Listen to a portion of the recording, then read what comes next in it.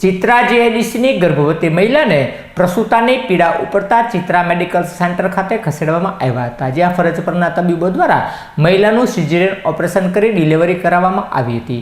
આ સમયે તબીબોની બેદરકારીના કારણે મહિલાનું મોત નીપજ્યું હોવાનું મૃતક મહિલાના પરિવારજનોએ તબીબો ઉપર આક્ષેપ કર્યો હતો। ચિત્રા જીઆઈડીસી રેસિડેન્સી વિસ્તારમાં રહેતા ગર્ભવતી મનીષાબેન મહેશભાઈ ગોહિલને પ્રસૂતાની પીડા ઉપડતા મહેશભાઈ ગોહિલ દ્વારા ચિત્રા મેડિકલ સેન્ટર ખાતે મનીષાબેન ગોહિલને ખસેડવામાં આવ્યા હતા, જ્યાં ફરજ પરના તબીબો દ્વારા મહિલાને સિઝેરિયન ઓપરેશન કરી ડિલિવરી કરાવવામાં આવી હતી।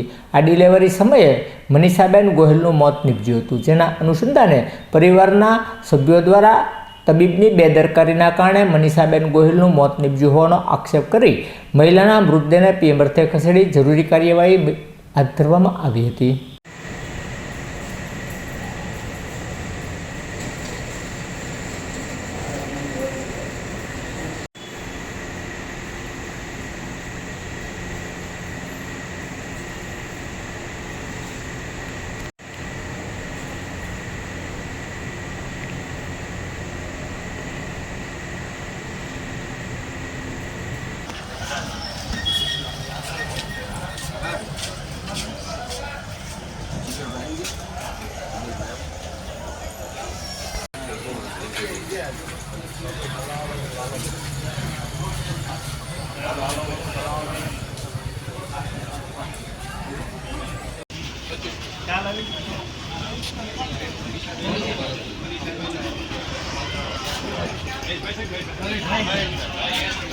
મારું નામ મહેશભાઈ લવજીભાઈ ગોહિલ છે।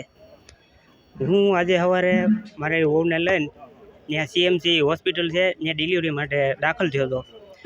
ડિલિવરી છોકરીની થઈ ગઈ હતી, પછી ત્યાં ડૉક્ટરે એમ કીધું કે લોહી પડવા માંડ્યું છે, તો આપણે લોહી ચડાવવું પડશે।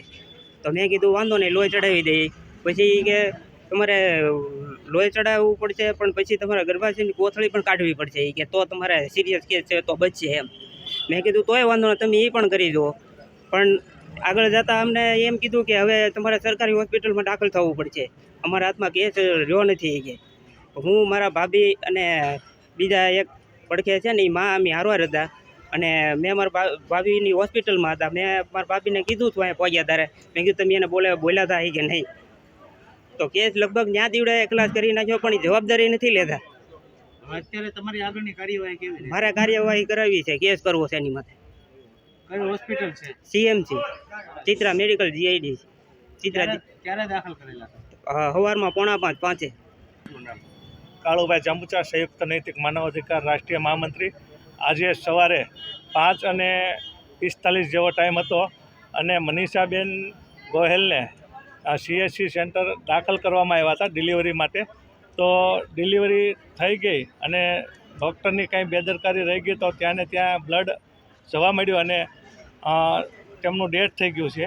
તો એને ડૉક્ટરોએ ના પાડી પીએમ નથી કરાવવું, ત્યાં બહુ પ્રેશર કર્યું, પણ છતાં આગેવાનો અને બધાના સહકારથી આજે અહીંયા પીએમ સેન્ટરે આવી ગયા છે અને પીએમની કામગીરી ચાલુ છે। અને આવા જે કોઈ ડૉક્ટરો હોય કે જે કામગીરી નબળી કરતા હોય એ લોકોને કડકમાં કડક કાર્યવાહી થાય અને બીજા સાથે ન બને, એની માટે આજે અમે આની પાછળ કડકમાં કડક કાર્યવાહી થાય એવી અમારી માંગણી છે।